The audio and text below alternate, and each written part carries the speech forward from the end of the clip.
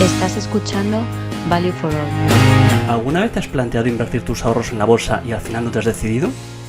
Bien porque alguien te ha desanimado, bien porque te ha parecido que es como apostar en un casino. Nosotros te contamos cómo hacerlo diversificando en empresas estables que reparten dividendo con una visión de la inversión en el largo plazo. Bienvenido. Empezamos después de la sintonía de nuestros amigos Stormy Mondays. Hay tantos sueños por perseguir, tantos discos y libros prestados. Hola a todos, bienvenidos a este nuevo podcast del proyecto Value for All. Mi nombre es Gustavo Morales y hoy estamos con Beatriz Hernández. Beatriz, bienvenida. Hola, muchas gracias por invitarme. Bueno, Beatriz es autora del proyecto Value for All y está analizando ahora la industria del apparel o de la compra de ropa y también como parte de su contribución al proyecto ha estado estudiando los aristócratas del dividendo, ¿vale? Nos contará lo que es, pero bueno, antes de eso quería explicar un poco por qué pensamos que esta temática es interesante. Hemos visto en el proyecto, a lo largo de lo que hemos ido comunicando en los últimos meses, que nosotros proponemos invertir con una visión en largo plazo en empresas estables que repartan dividendo y que a lo mejor no son las empresas más excitantes del mundo, no son las empresas que tienen los modelos de negocio más novedosos ni más rompedores, pero que indudablemente son empresas que son estables y que tienen un récord de haber repartido dividendo durante muchos años y de estar en los mercados, en las distintas industrias en las que ellas operan teniendo un cierto éxito, ¿no? Entonces, tiene menos riesgo invertir en este tipo de empresas porque ya han demostrado su resiliencia y su capacidad de superar diferentes crisis, ¿no? Empresas como estas, pues pueden ser empresas de los sectores muchas veces defensivos que hemos estado mencionando, como los productores de medicamentos, a veces eléctricas, también empresas en general del supersector defensivo, ¿no? Entonces, nosotros utilizamos esta idea del aristócrata del dividendo como una métrica cualitativa que utilizamos para decidir, cuando comparamos unas empresas, cuál es mejor, ¿no? Le damos algún punto extra a una empresa dentro de nuestro análisis que contiene muchos otros puntos, algunos cualitativos, otros cuantitativos. Utilizamos esta métrica para dar un punto extra por ese compromiso que ha tenido con sus accionistas a lo largo de los años, ¿vale? Entonces, bueno, no quiere decir que uno tenga que hacer una cartera exclusivamente con aristócratas del dividendo, pero sí que cuando compara varias empresas, pues puede, en nuestro punto de vista, tener en cuenta que hay empresas que son aristócratas del dividendo y que eso hace que sean mejores para invertir en el largo plazo, mirando también otros criterios, no solamente ese, claramente, ¿no? Entonces, bueno, Beatriz, no sé si nos puedes contar un poco más en detalle qué es un aristócrata del dividendo, qué es esto, cómo se mide, desde cuándo se está mirando esto. Bueno, cuéntanos en general un poco sobre ello.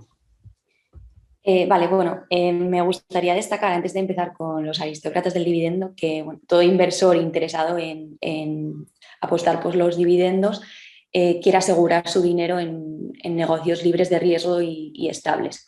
Entonces, el siguiente paso que tendría que hacer es pues mirar las empresas en las que puede invertir y que repartan dividendos, pero existen tantas que lo hacen que es difícil llevar a cabo esta tarea, ¿no?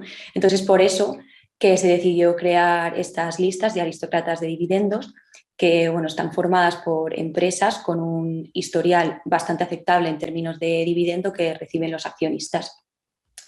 También hay que destacar que estas empresas suelen ser bastante previsibles a lo largo del tiempo y que cuentan con varios años de recorrido en el mercado. Por lo que la revalorización que poseen no es tan alta como pueden ser algunas empresas que acaban de entrar en el mercado, que son más recientes, pero la estabilidad y el hecho de eso, de que son previsibles, pues ayudan el acto de minimizar sus riesgos. Entonces, la primera lista sí a destacar y que es la más conocida de todas es la de aristócratas de Estados Unidos. Y es que, dada la gran cantidad de empresas que operan en este mercado tan importante, pues muchas de ellas, como consiguen repartir dividendos, es bastante importante tenerlas clasificadas para hacer un estudio previo al análisis de las mismas, pues más fácil, ¿no?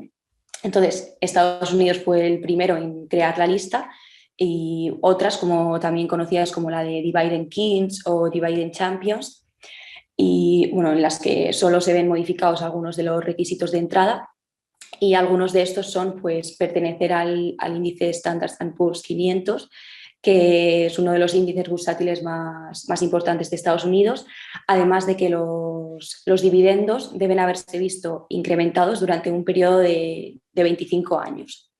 Entonces, algunas de las empresas a destacar en esta lista son pues 3M, Coca-Cola, Colgate o McDonald's. También Johnson & Johnson, que ahora está siendo bastante conocida por el tema de las vacunas contra la COVID.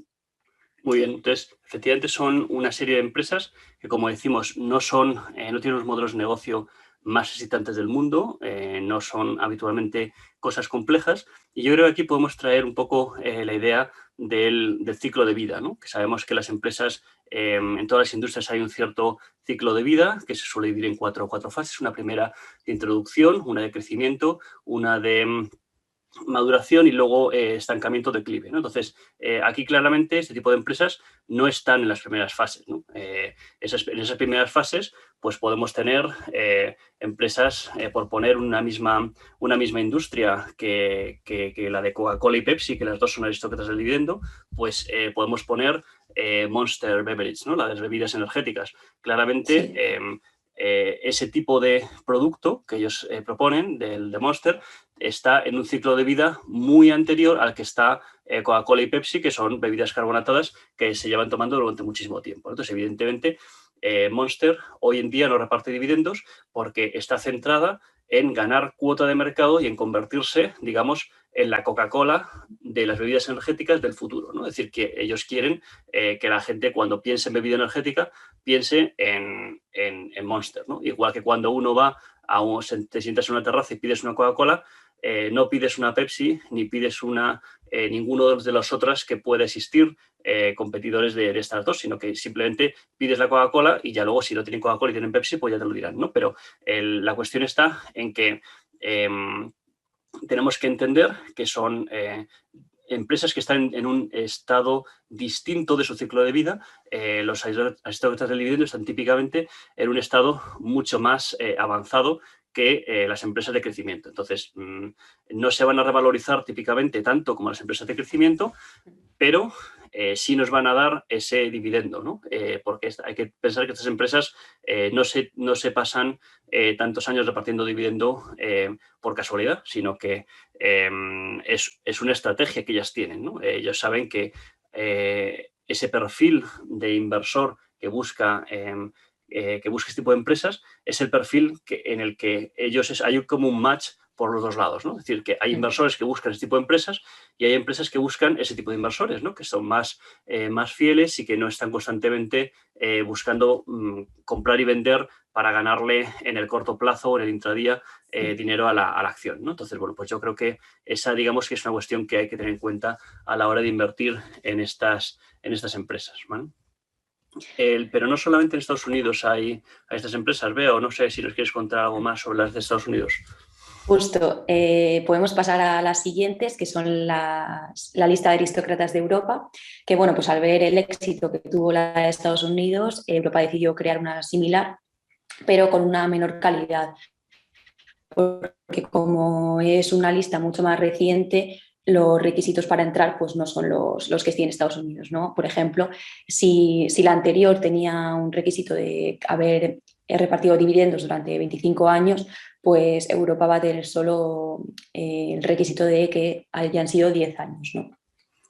Entonces, si se tuviera que aplicar ese requisito de 25 años, que es el que tiene Estados Unidos, la lista, bueno, pues se vería acortada a solo 3 empresas, que son Fresenius, Fresenius Medical y Lotus, ¿no? Sin embargo, bueno, pues con los requisitos que sí que tiene, pues podemos encontrar empresas importantes como son Danone, Sodexo, o españolas como son Inditex o Red Eléctrica.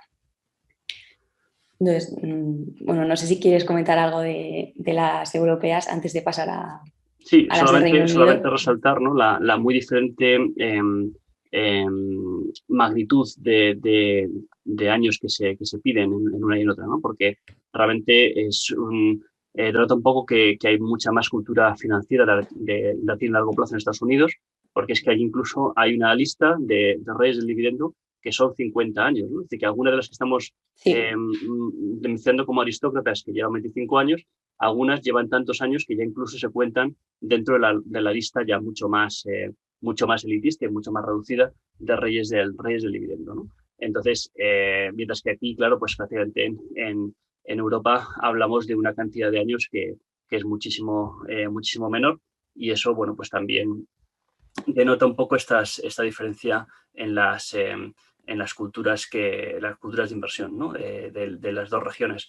En cualquiera de los dos casos es importante resaltar que estas empresas, la rentabilidad de estas empresas, aunque su revalorización no es tan alta como otras empresas de crecimiento, en su conjunto, si se considera la revalorización y la reinversión de dividendos en la empresa, comprando más acciones, pues esa rentabilidad conjunta sí supera la rentabilidad media del mercado, ¿no? Es decir, quizás no la rentabilidad de una empresa de crecimiento tomada independientemente, pero la rentabilidad promediada de todas las empresas, ¿no? Las que de crecimiento que van muy bien, las que son cíclicas y hay momentos en los que van mal, las que son aristócratas de dividendo o las que reparten dividendos pero no tienen tanta tradición, todas ellas tomadas en conjunto, su rentabilidad media es menor que cuando se escogen simplemente empresas que reparten dividendos, ¿no? Con lo cual, bueno, pues esto justifica un poco la idea de que le podamos dar más peso a este tipo de empresas en nuestra cartera y de que, bueno, hay gente que directamente solo invierte en empresas que reparten, que están en estas listas, ¿no? Nosotros, bueno, pues no es nuestra recomendación, pero bueno, hay gente por ahí que lo hace, con lo cual, pues es una estrategia que es totalmente válida. Bueno, la siguiente lista a tratar sería del país Reino Unido y bueno, se encargó de realizarla la web Dividend Live, aunque lleva sin ser actualizada desde 2018, así que bueno, los datos que existen en la página pues ahora mismo no son del todo fiables. Y los requisitos aquí también cambian, son bastante más parecidos a la lista de Europa, ya que bueno, pues también se necesitan 10 años de dividendos incrementales, aunque aquí añaden que deben pertenecer al índice Financial Times Stock Exchange 100, que bueno, pues eso es el índice bursátil que comprende 100 compañías que son las más importantes de la capitalización del mercado de la bolsa de Londres. Entonces, pues bueno, algunas empresas a destacar en esta lista son Marks & Spencer o Pennon Group. Muy bien, y también tenemos las de Canadá, ¿no? Que en este caso son las que hemos encontrado con menor exigencia para pertenecer en la lista. Exacto, es la más reciente. Y bueno, pues algunos requisitos que justo son demasiado laxos con respecto a las listas que ya hemos visto es que solo se necesitan 5 años de incrementos de dividendos, ¿no? Entonces, si se cogiesen los requisitos de la lista de Estados Unidos, solo serían 9 empresas las integrantes de esta lista, porque son las 9 que cumplen ese objetivo, ¿no? Como son, pues bueno, Canadian Utilities, Thomson Reuters o Canadian Western Bank. Entonces, pues bueno, lo que has comentado, ¿no? Si se comparan los gráficos de la rentabilidad que consiguen estas listas con los índices más populares de cada región, pues se ve que la rentabilidad que consiguen estas listas de aristócratas es mayor. Muy bien. Y bueno, entonces, ¿cómo podemos invertir en estos aristócratas? Bueno, pues yo creo que la gente se está preguntando, bueno, entonces uno puede comprar las acciones, que las puede escoger, pero a lo mejor hay otras alternativas. Bea, ¿tú qué nos recomendarías? Sí, pues vamos a ver 3 de ellas y como bien has dicho, vamos a empezar con las acciones. Y bueno, consiste en seleccionar distintas empresas, comprar las acciones a través de brokers, pero bueno, esto tiene un gran inconveniente y es elegir dónde invertir, ¿no? Entonces, lo mejor que se puede hacer es crear una cartera con acciones de diversas empresas, pero para ello se necesita un gran periodo de tiempo para analizar distintas empresas y saber cuáles son mejor, ¿no? Aunque se puede tomar como ejemplo una selección de análisis de aristócratas de Estados Unidos que ha hecho la web Seeking Alpha. Entonces, estas empresas en la web están ordenadas por una puntuación que mide su calidad además de mostrar el precio teniendo de referencia la rentabilidad por dividendo actual frente a la que han conseguido de media en los últimos 5 años, ¿no? Entonces, teniendo en cuenta que estas empresas no suelen poseer una rentabilidad muy alta, muy alta y muy diversa a la media de los 5 años, pues si la que tienen actualmente es positiva y bastante elevada, podemos decir que la empresa se encuentra infravalorada, ¿no? Ya que la rentabilidad que están teniendo actualmente no coincide con la que han tenido en los 5 años pasados, ¿no? Y por tanto se debería invertir en ella. Muy bien. Lo que pasa es que entonces es un poco, si nos fijamos en una de estas listas, es un poco invertir a ciegas, ¿no? Es decir, nosotros Sí. no recomendamos simplemente, como sabemos siempre, ¿no? Las rentabilidades pasadas no garantizan rentabilidades futuras y a lo mejor puede haber empresas que han tenido buenas rentabilidades porque su marco normativo le era favorable. Este puede ser el caso de algunas empresas utilities españolas que tienen un marco normativo que en un momento les resulta favorable, tiene prácticamente un acceso a un monopolio, a un mercado regulado de gas o electricidad, y eso le puede hacer ganar mucho dinero y entonces ese dinero lo reparten dividendos porque prácticamente no saben qué hacer con él, ¿no? Pero claro, si nosotros nos fijamos en que algunas empresas han repartido dividendos muchos años y está dando muy buena rentabilidad y simplemente compramos sin ni siquiera revisar si ese marco que le ha permitido ganar ese dinero se está cambiando o va a cambiar o tiene pinta de que puede cambiar, pues nos puede pasar que justo entremos en el peor momento, ¿no? Entonces, estas listas pues pueden servir como ayuda, como complemento, pero yo creo que en ningún momento nos puede servir para dejar de hacer nuestro trabajo como inversores de, oye, pues cotejar cuáles son las perspectivas, dentro de que el futuro no lo conocemos ninguno, pues cuáles son las perspectivas más razonables de estas empresas, ¿vale? ¿Qué otras alternativas tenemos? Vean. Bueno, pues una alternativa un poco más fácil para aquellos que no quieren indagar tanto en los análisis de empresas, se trataría de los fondos de inversión, que bueno, sabiendo que un fondo de inversión se trata de un grupo de personas o empresas que invierten en un capital, pero coordinados con la entidad, tienen como objetivo recuperar o ver aumentado el dinero inicial con un margen de seguridad, ¿no? Es un gestor el que escoge las acciones Sí. y también el gestor se puede equivocar. Es decir, que digamos, le delegamos nuestra responsabilidad, pero la responsabilidad de escoger, pero que tampoco él tiene la bola de cristal, ¿vale? Eso hay que saberlo también Claro, sí. decir, ¿no? Y bueno, luego dentro de que nosotros no estamos patrocinados por ninguno de estos fondos, pues bueno, sí hemos mirado algunos que parece que invierten este tipo de empresas y lo podemos decir, por supuesto, sin significar esto que nosotros recomendamos invertir en ellos. De hecho, nosotros no estamos invertidos en ellos. No sé, Bea, si nos quieres decir un par de ellos. Sí, bueno, el primero de ellos es el SPDR SIP Euro-Dividend Aristocrats ETF, que bueno, está formado por las 40 empresas europeas que poseen una rentabilidad mayor por dividendo. Y bueno, pues algunas de estas empresas son Allianz o Deutsche Post. Y bueno, el segundo de ellos, que es un fondo de autor, es denominado el Baelo Patrimonio y fue creado por Antonio Rico, que es el fundador del blog Inversor Inteligente y que, bueno, pues no está formado la cartera solo por empresas pertenecientes a los aristócratas del dividendo, sino también que tiene una renta fija que, bueno, pues otorga a la cartera de una mayor rentabilidad. Entonces, el fondo de inversión estaría formado pues, por un 60% de empresas con una renta variable, el 30% por una renta fija y el 10% restante por cash y una cartera de bonos. Y hay que destacar de este fondo que la rentabilidad que tiene actualmente es de un casi 20% comparado con el 8,4% de media que tienen el resto de fondos similares que hay en el mercado actualmente. Muy bien. Y tenemos una tercera alternativa, ¿no?, para invertir en este tipo de empresas. Sí, la tercera y última serían los fondos indexados, que bueno, pues son una combinación entre las acciones y los fondos de inversión. Es muy semejante a estos dos porque bueno, pues, consiste en una cartera con diferentes participaciones de empresas, pero cotizando en bolsa.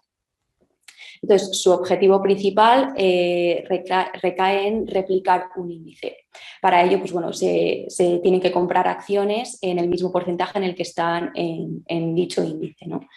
Además, la rentabilidad que se puede obtener con este tipo de fondos no es tan elevada, pero su riesgo se ve reducido en un alto porcentaje. Entonces, algún ejemplo de fondos indexados es el de SPDR, SIP, US Dividend, que es el correspondiente al índice de Estados Unidos. Y bueno, para nombrar otro pues, un poco más cercano, que es el europeo, que es el SPDR, SIP, Euro Dividing Aristocrats Index. Muy bien. Bueno, y entonces, ahora que ya sabemos un poco lo que son los aristócratas y cómo podemos invertir en ellos, me gustaría hablar un poco de cómo se vincula esta estrategia con una estrategia también muy conocida, que es el DGI Investing o Dividend Growth Investing. Y bueno, pues quería deciros que la inversión Dividend Growth Investing no busca exclusivamente invertir en aristócratas, aunque también puede que en algunos momentos las que escojan esté dentro de esta lista de aristócratas, pero la clave es que se apoya siempre en la idea de que se debe reinvertir el dividendo con la compra de más acciones, ¿vale? Esto se fundamenta o tiene que ver con esos fundamentos de la inversión a largo plazo que hemos mencionado en el blog anteriormente. Os dejamos en el artículo también el link a esa otra entrada del blog por si alguien lo quiere mirar. Y estas dos fundamentos para la inversión a largo plazo es la reinversión de dividendos con la búsqueda de conseguir la capitalización compuesta, ¿no? O sea que al final el hecho de que tú compres más acciones hace que tu capital aumente y entonces los próximos dividendos se pagan sobre ese capital aumentado, ¿no? Y eso al final pues bueno, provoca ese efecto beneficioso para el inversor de la capitalización compuesta y que debemos buscar siempre. Ya para terminar, tenemos dos ejemplos que hemos encontrado en la web de dos personas que se han beneficiado mucho de la inversión por dividendos y quería, Beatriz, que nos hablaras de la primera de ellas, al menos. Bueno, pues la primera de ellas es Geraldine Weiss, o también conocida como la gran dama de los dividendos. Y bueno, Geraldine Weiss es una de las inversoras más conocidas de la historia. Nació en San Francisco y estudió negocios y finanzas en una de las universidades más importantes de Estados Unidos, como es Berkeley. Entonces, un importante punto a destacar en su vida es que terminó la carrera y bueno, pues al entrar o al buscar trabajo en el mercado laboral se dio cuenta de que estaba dominado por los hombres y bueno, pues decidió en los años 60 empezar a invertir en determinadas empresas y al mismo tiempo buscar trabajo en Wall Street, consiguiendo una respuesta negativa pues por la razón ya comentada antes, ¿no? Era un mundo dominado por hombres. Entonces, en 1966 se dio un poco por vencida en ese aspecto y decidió buscar otros horizontes y uno de ellos fue crear la revista dedicada exclusivamente a la inversión, denominada Investment Quarterly Trends. Aquí decidió publicar sus propios artículos de inversión bajo sus iniciales para que no fuese rechazada de nuevo. Y no fue hasta 10 años después, cuando ya se había demostrado que una de las teorías que publicó en su revista era bastante rentable, cuando comenzó a firmar con su nombre real y comenzó a ser conocida como la gran dama de los dividendos. Y bueno, pues ahora vamos a explicar un poco en qué consistía esa teoría explicada ahí. Y es que el objetivo era comprar acciones cuando los dividendos estaban infravalorados por el mercado, para luego venderlos cuando estaban alrededor del mínimo histórico. Así que Geraldine podemos decir que apostaba por enfocar la estrategia en los dividendos en vez de en las ganancias. Además, la búsqueda de las empresas en las que invertir en ellas debía centrarse en aquellas que tuviesen un balance de capital fuerte para que se pudiese garantizar ese reparto de dividendos en el futuro. Se puede destacar también que, comparado con los requisitos que hemos visto en las listas anteriormente nombradas, pues sí que aquí son mucho más fuertes, y algunos de ellos pues es que la empresa, bueno, los dividendos de la empresa tienen que haber crecido al menos 5 veces durante los últimos 12 años y que deben haber sido acreditadas con un nivel A por la agencia Standard & Poor's.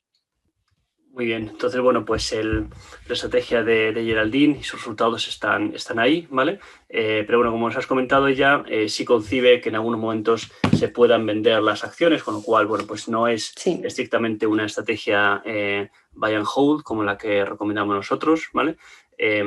Sí que hemos encontrado otra historia similar, también muy... en este caso no de una gestora profesional, sino de una persona que heredó las acciones, y esta historia la hemos tomado prestada de una narración del forero y tuitero Manel Perry de cartasdeldividendo.com, de